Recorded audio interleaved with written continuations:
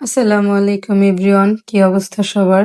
আজকে খুব সকাল সকালই ঘুম থেকে উঠে গেছি।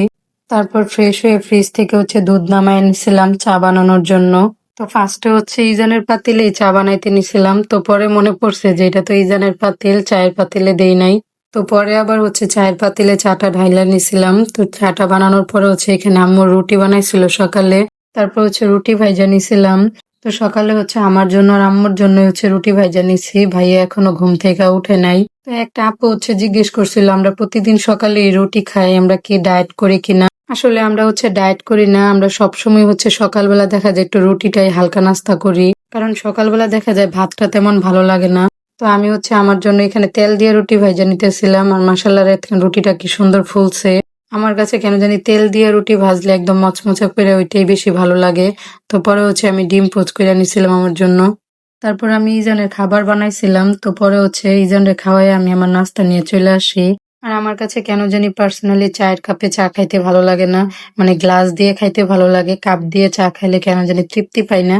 যেহেতু আমি চা লাভার, তাই গ্লাসে একটু বেশি করে চা নিয়ে খাই। আর সকালে এই জানালার পাশে বসে নাস্তা করতে করতে এই ওয়েদারটা উপভোগ করতেছিলাম। বাহিরে এত সুন্দর ঠান্ডা বাতাস হইতেছিল, মাশাল্লাহ। এই ওয়েদারটা পুরোই একটা ঘোরার মতন ওয়েদার। ইজানের আব্বু থাকলে অবশ্যই ঘুরতে যাইতাম কোথাও। আর ইজানের নখ কাটাটা আমার কাছে একটা যুদ্ধের মতন। কিন্তু আজকে ক্যামেরা সেট করছে দেখে একদম ভদ্র ছেলের মতন দিয়ে রাখছে। মানে বোঝাইতে চাইতেছে যে ও অনেক ভদ্র ছেলে, ওর আম্মু সব কথা ওর শোনে। মাশাআল্লাহ, এইভাবে যদি সব কথা শুনতো তাহলে ভালোই হতো।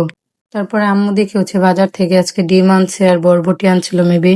আর এদিকে ছোট চিংড়ি দিয়ে বেশি করে টমেটো আর পেঁয়াজ দিয়ে ভুনা করতেছিল। তারপরে ভাইয়া ঘুম থেকে উঠছে, পরে ভাইয়ারও নাস্তা বানায় দিলাম। অবশ্য নাস্তা বললে ভুল হবে, দুপুরের খাবারই অলরেডি। আর এইদিকে দেখি ওরা মামু ভাইগনা ঝগড়া লাগছে। আমি তো ফার্স্টে ভাবছিলাম যে ও হয়তো ব্যথা পাইছে, এর জন্য চিল্লাইতেছে, কিন্তু পরে যায় দেখি যে ঝগড়া লাগছে।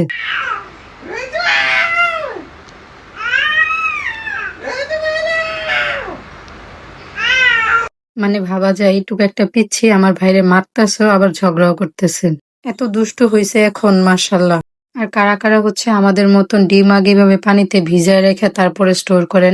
আমরা সবসময় আগে ডিম ভিজায় রাখি, তারপরে স্টোর করি, যাতে এটার আলগা ময়লাটা চলে যায়। আম্মু এদিকে বরবটি দিয়ে ঝোল রান্না করছিল মাছ দিয়ে, আর আমি এদিকে আলু দিয়ে ডিম দিয়ে ভাজি করছিলাম।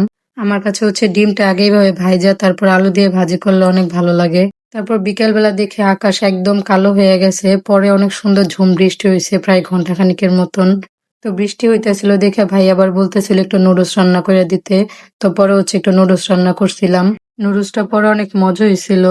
আর আমাদের বাসায় সন্ধ্যার সময় হালকা পাতলা কোনো কিছু রান্না না করলে ভালো লাগে না।